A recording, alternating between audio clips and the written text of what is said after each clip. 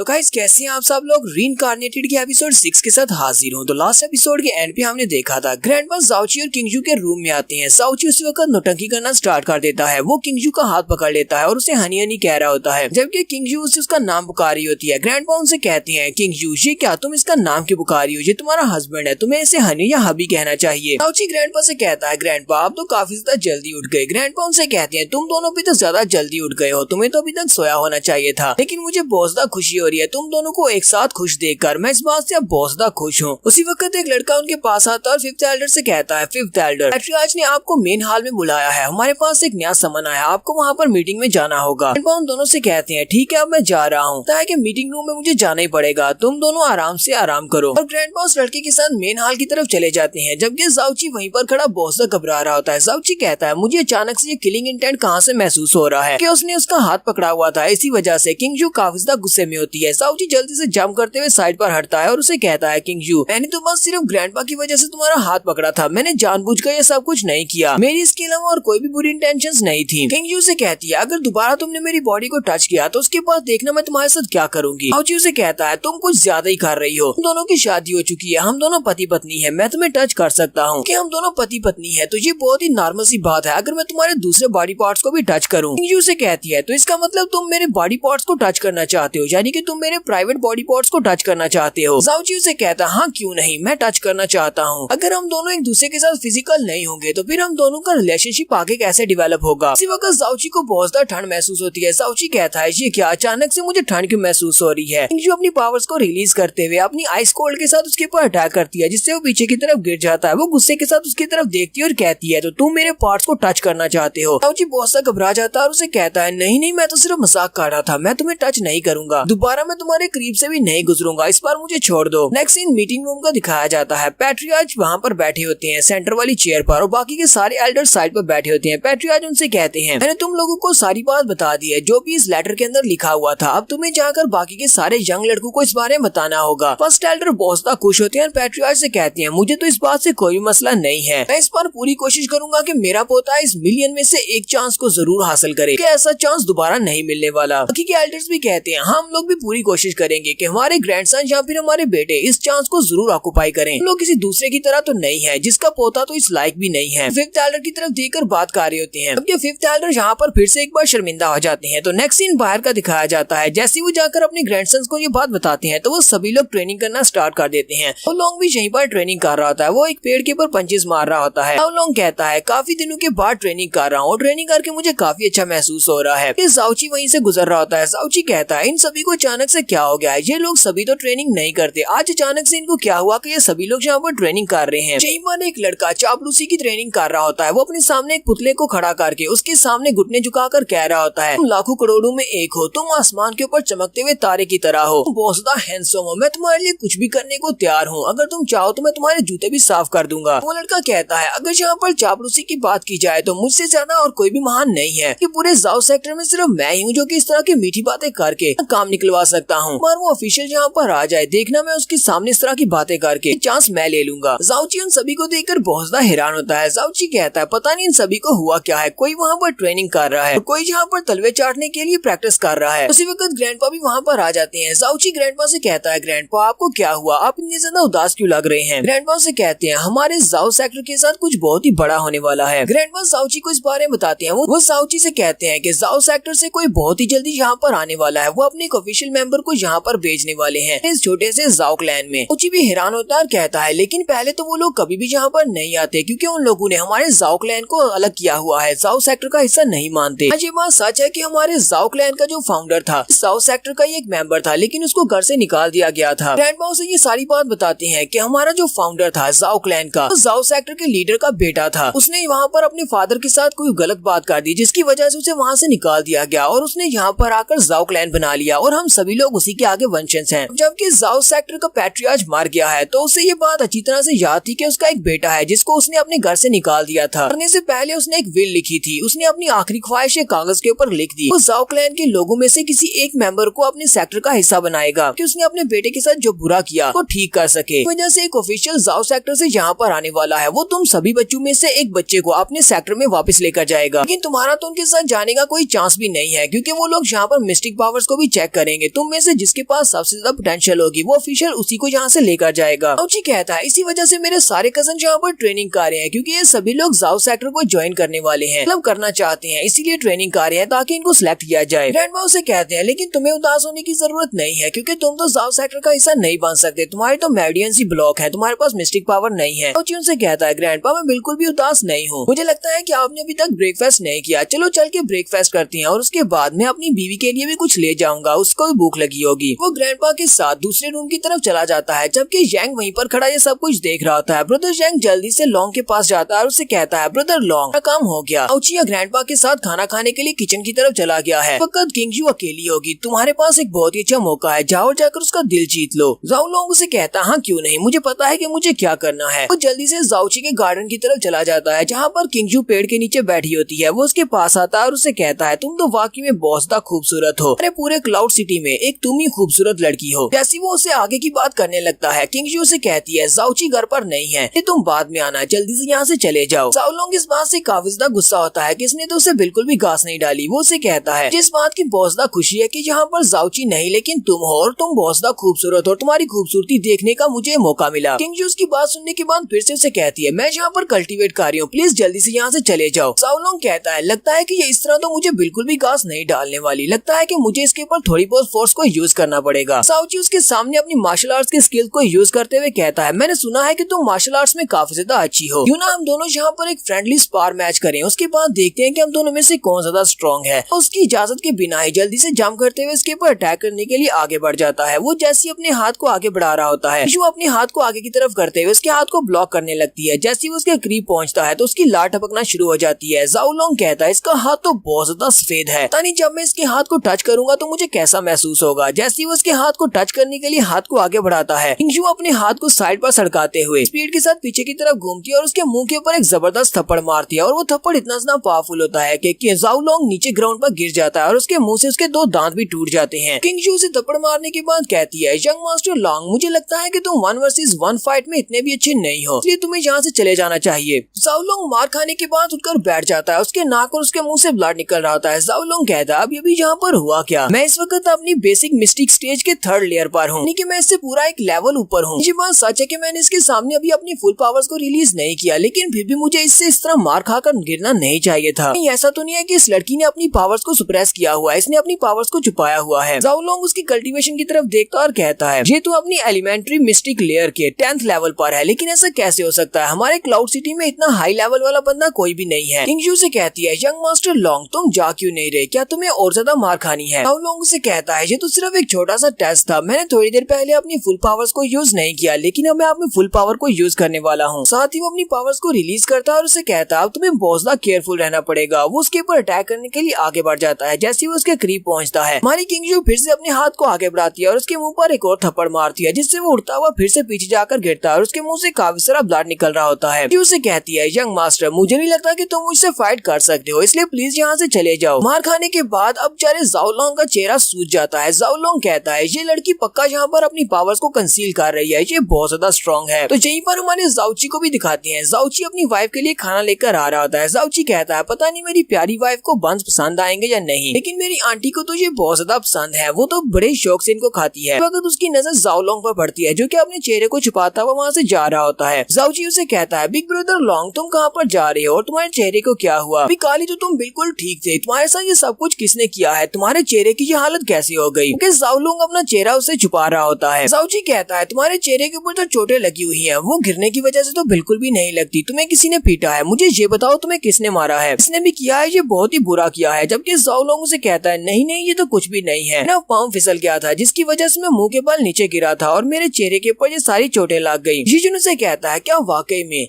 है कि brother long तुम काफी ज्यादा मेहनत करती हो, इसी वजह से तुम्हें ये चोटें लगी हैं। कहता है ठीक है ब्रदर तुम जाकर रेस्ट करो, अब मैं तुम्हें और ज्यादा परेशान नहीं करूंगा। उसके चले जाने के बाद हमारा जाओची सोच रहा होता है, को लगता है कि यहाँ पर मुझे बेवकूफ बना सकता है, ये सारी की सारी चोटें तो मेरी ही वाइफ की दी हुई है, मुझे लगता है कि मेरे यहाँ पर ना होने की वजह से ये उस मौके का फायदा उठाने के लिए वहाँ पर गया होगा, लेकिन शायद इसे ये नहीं पता कि मेरी बीवी बहुत ज्यादा जालिम है, मेरी वाइफ तो मुझे टच नहीं करने देती, तुम्हें क्या लगा था कि तुम जाकर उसको टच कर सकते हो। जाओची वहाँ पर आता है और दूर से चिल्लाकर अपनी वाइफ से कहता है हनी मैं वापस आ गया, मैं तुम्हारे लिए खाने को भी कुछ लेकर आया हूँ। किंगजू से कहती है थोड़ी देर पहले तुम्हारा बड़ा भाई यहाँ पर आया था जाओ लॉन्ग। किंगजू से कहता हाँ मुझे पता है, वो वहीं पर रास्ते से गुजर रहा था, मैंने उसकी खराब हालत देखी है। और यहीं पर हम लोग अपनी एपिसोड 6 का एंड करेंगे। हमारी अगली एपिसोड काफी ज्यादा मजेदार होने वाली है। एपिसोड 6 की एक्सप्लेनेशन अच्छी लगी हो तो कमेंट करके जरूर बताइएगा। चैनल को सब्सक्राइब कर दे, वीडियो को लाइक और शेयर कर दे। शुक्रिया।